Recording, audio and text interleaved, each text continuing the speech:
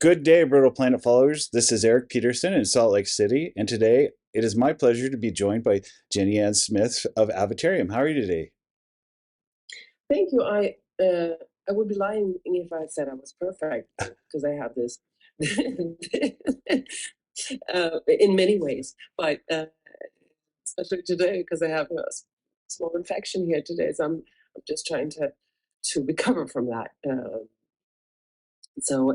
And I know because we're quite self-aware because we're playing in Istanbul this weekend, so I need to be at my best. Yes, yes. So you're joining us from Stockholm then? Yes. How are things there? All things are good in Stockholm. It's a beautiful fall outside my window Nice. that I can't see at the moment because it's 9 o'clock in the evening and it Yes. gets pretty dark here in the evenings. But otherwise, it's beautiful here in Stockholm. Good. Well, I'm excited to talk about the new album, Death, Where Is Your Sting? Come on. We just published our review, my review of the album. I love the album. It's probably easily one of my top 10 albums of the year. So it's such a great album. I wanted to talk about a couple of the songs, and one of my favorites on the album is "Love Like Ours." Uh, I just I just Because it's one of my favorites too. Is it? Yeah. Oh, okay. Yeah. I in my review I kind of described the song like this. I said, if a song could speak with colors, a love like ours would be deep blues and grays of a brewing thunderstorm. The song projects darkness while infusing a sinister cello throughout. How would you describe the song? It's well, so difficult to describe something that you've been so very sort of involved with Hmm. and in every sense. Yeah. Writing and arranging, producing, and so it's kind of your baby, and then it's been 6 months since we sort of final touch to the album, and then you try to move on, and it's just uh, I find it very difficult to try to sort of describe it in bits and pieces. But I can what I can tell you about is the process of making it. Yeah, I mean, I would love to know, like, if you have like the background for the lyrics to it and like how that all came about. Yeah, because it's I'm always hesitating when it comes to this question because we have this great this great audience and great followers and listeners who are extremely talented and smart and musically interested. And I want people to think their own thoughts and have their own Yeah. emotions. I don't want them to have my thoughts. They will have them probably anyway. But I sing my lyrics and I sing and it's in the face all the time. You know, Yeah. it's probably much in the face. But the great thing and the greatest gift is if you hear something and you will make your own interpretation or associate to be free when it comes to the perception or how you Hmm. perceive material. So that's the greatest gift if I hear someone to talk about and think about something that I have made. That's the greatest gift. But making the song, I can tell you Okay. because uh, or at least tell you more about. It's well, we had written this of the embryo, um, the verse and the chorus. I think we struggled a bit with the chorus, but then I think we both felt that because the verses has it's almost like a nursery rhyme or a Yeah. lullaby-ish feel to it. It's soothing and it's a steady rhythm, and and then it opens up the chorus. And we both felt that we wanted a string arrangement on the song. So Marcus had worked with the famous cello players Svante Henriksson here in Sweden. So we had an idea, or Marcus had an idea of an arrangement, and he did a very rough sketch that we recorded and sent to Svante. And um, it wasn't. It actually wasn't even a sort of rough sketch. It was just something very small, and found that it quite rapidly or fast, he came back with this beautiful arrangement, cello arrangement, and so that, I mean, the demo or the first material was exquisite, wonderful, and we asked him if he wanted to play cello solo on it, and he did, and it's, I mean, he's such a virtuoso. It's pretty amazing. Yeah. So, and it brings, of course, it brings a certain dramatical effect to the song. Yeah. Yeah, and still, it's in line with sort of what we do with Avatarium. It's dark, and it's heavy and poetic, but it's very dramatical. So yeah. Well, so I mean, that's funny you mentioned, because when I describe Avatarium to people, I say the exact same thing: dark, heavy, and poetic. And for me, when I listen to Avatarium, it's not just listening to it; it's almost like a full body experience, because the music engulfs you so much that you feel like it's a part of you, you know? And that's Yeah. the beauty of Avatarium. I'm so glad to hear that. Yeah. I'm so glad to hear that, because that's how I feel too. And that, I think that's the sort of also the great thing about the doom genre. It's very physical. Mm-hmm. And and in the beginning of like 10 years ago, when we were about to play live for the first time, I was quite anxious about what do I do with my body when I'm not singing? Yeah. What do I do? I mean, there's quite long passages of solos or riffs, and where do I go and what do I do with my body? But I realized that I just had to sort of be totally present, and Mm-hmm. it would solve itself, because it's so physical and it takes over, and that's probably what you so moving to the music or feeling it and moving it came so natural, and I see that in the audience as well. It's like it's hypnotic almost. Yeah. And when you talked about earlier how the songs mean different things to different people, for me, you know, depending on what kind of a mood I'm in when I listen to it, it means something different each time I listen to it. Mm-hmm. Yeah. And so for me, that's another beautiful part of it, is you can take the same song and apply different emotions to it, and it still fits. Yeah. Yeah. I, since I come from a different musical background, Uh-huh. I had no sort of idea of, it, what would be expected of someone singing in the doom Yeah. genres. I came as I was, and I sang like I did, and that was a lucky accident that it, it turned out to be such a great fit. Yeah. And that's because I brought my sort of jazzy way of phrasing or going about a note to Avatarium.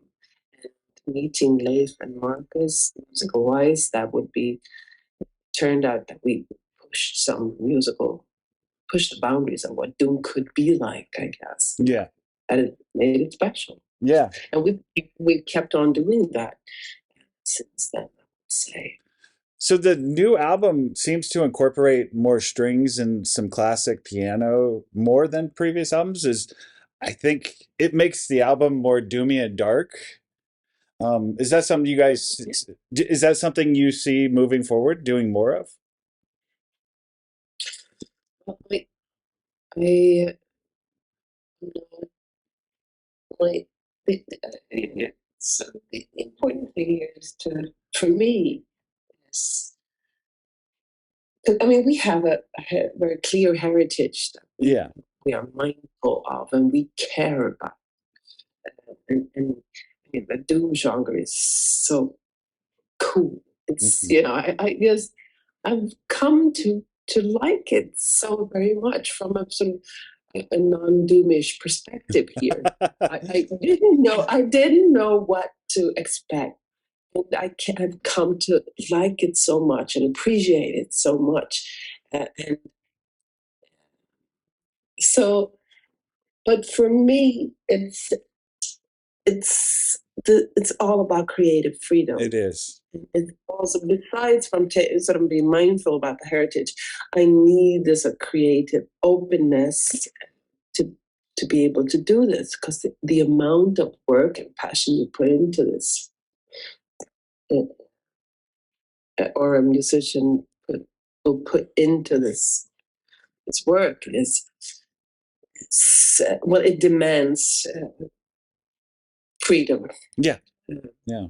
It does for me, and so when that, I wouldn't be able to say foresee the future here. I Yeah. just know that it needs to feel right. Yeah. And that means to be in the present. Hmm. We have the heritage, but we also need to be in the present and to sort of follow or what we were inspired by. And that could be music, that could be art, that could be, yeah. Yeah. Whatever. So another one of my favorite songs on the album is it Nocturne? Okay. Yeah. I mean, to me that song stands out from the rest of them as kind of as a not fitting into the album as much, but I love the song because it has some traditional doom and it has some almost thrashy Yep. elements, and then it has like some Ozzy Osbourne guitar riffs Yeah. and it has like the that laugh right at the very beginning of the song that's almost like an Ozzy laugh. Well, Marcus was uh, he insisted that he had this idea and essentially wanted to it's like a kind of a homage to sort of the early Aussie sort of era, or of course it's Sabbath, but early Yeah. Aussie, and so he had. Uh, I think we started. They had another chorus to begin with, and Marcus had the riffs and that together, but we were not we were not satisfied with the chorus, so we worked on that quite a bit, and I think the chorus turned out. I like the chorus very much. I think it's very cool, Yeah. and so it's going to be a great song live.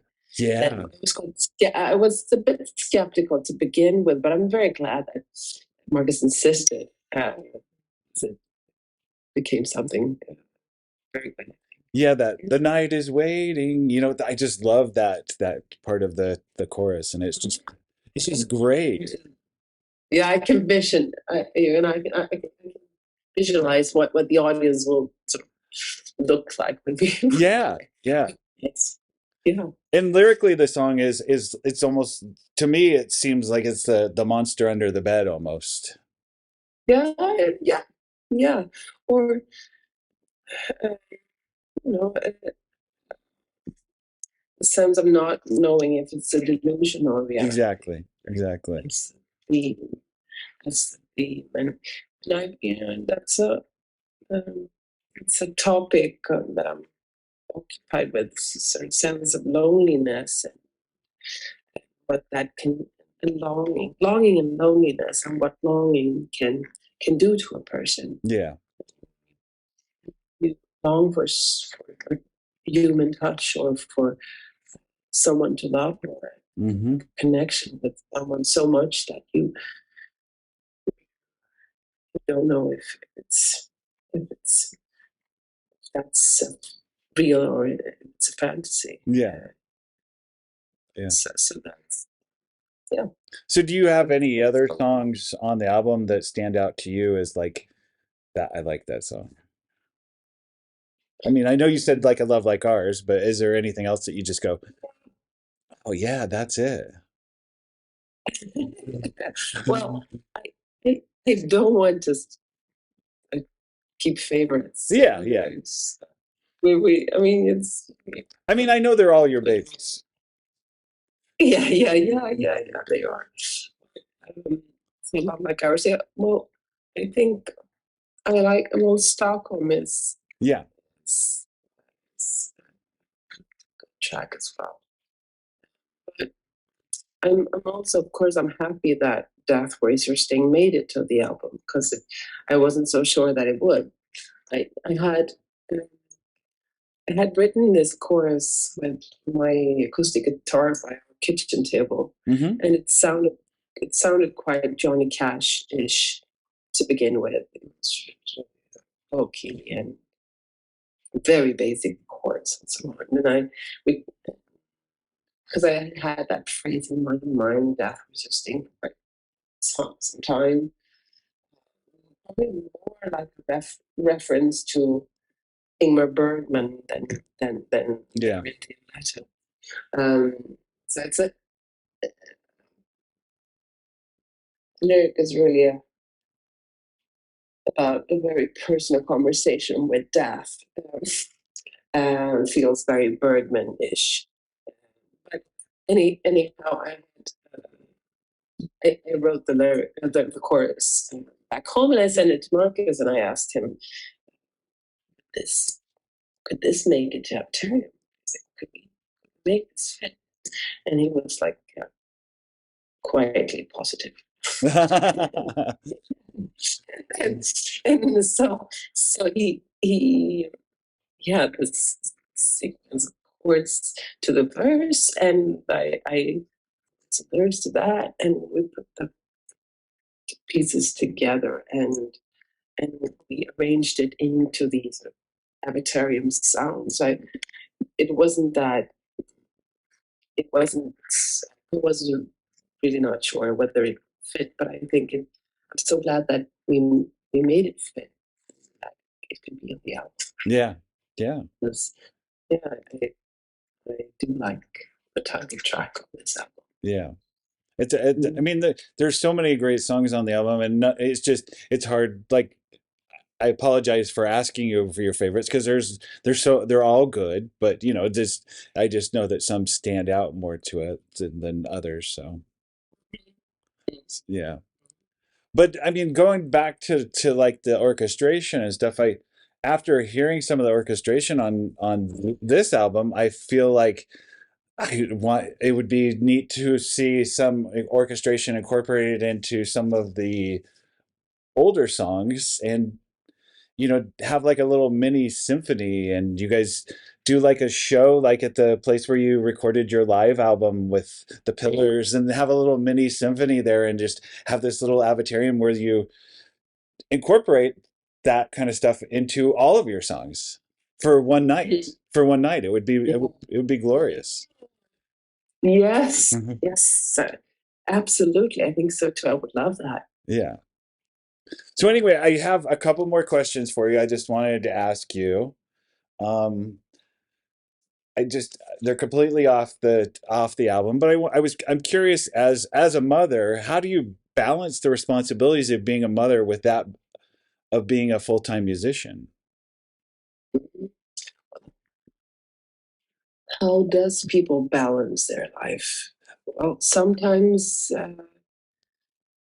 we balance it, and sometimes we fail with the balance. I mean, it's easier for some people because they have a spouse that can stay home with the child, but you guys both, if you're both out on a tour, it makes it a little tougher.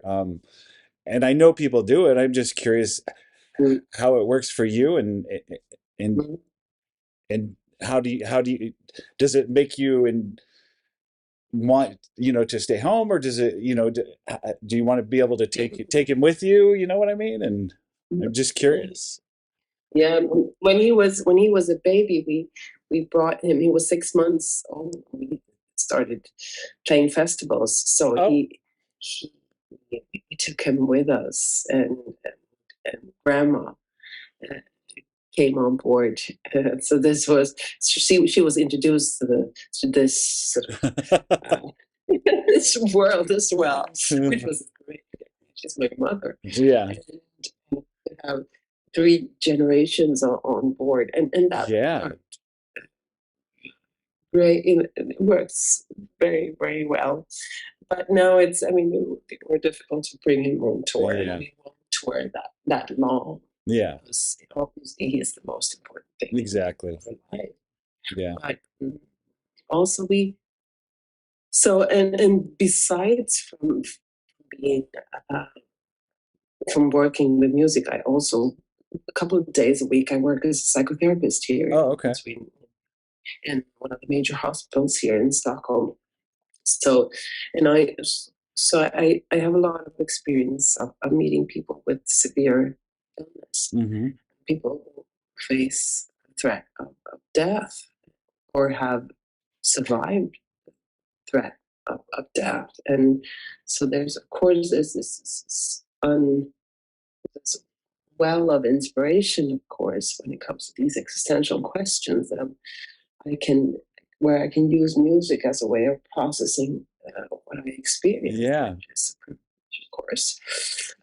So I'm handling these questions is quite sort of natural to me. I do it every week.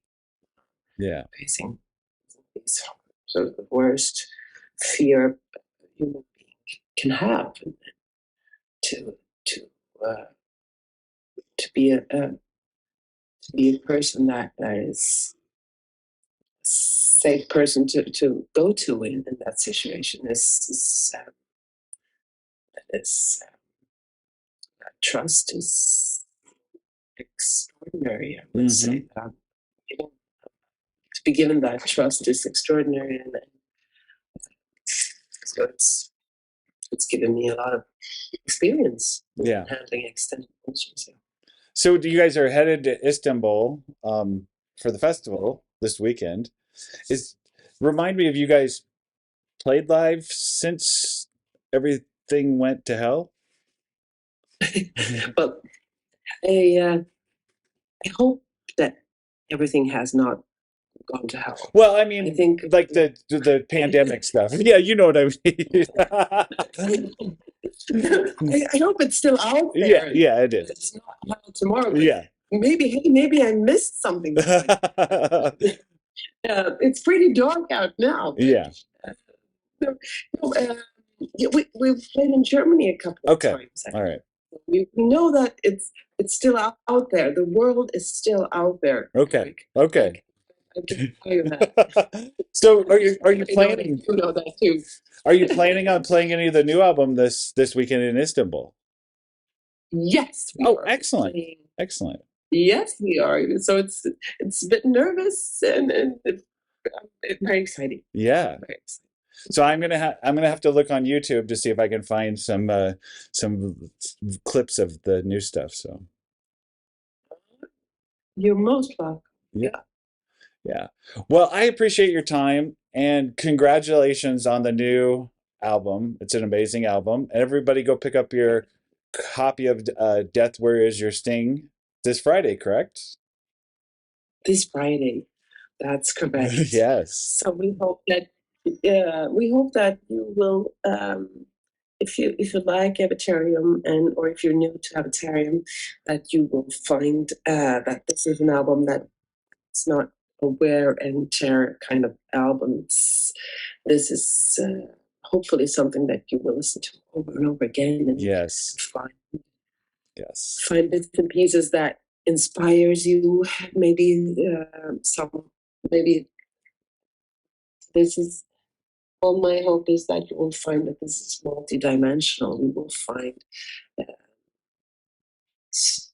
pieces in the arrangements that interest you, or maybe something clever in the lyric that wasn't obvious in the beginning, or thoughts or emotions that you didn't think of when you first listened to it. So we like this not only once but over and over again. Yes. Well, thank you for your time, and we will talk soon. Hope so.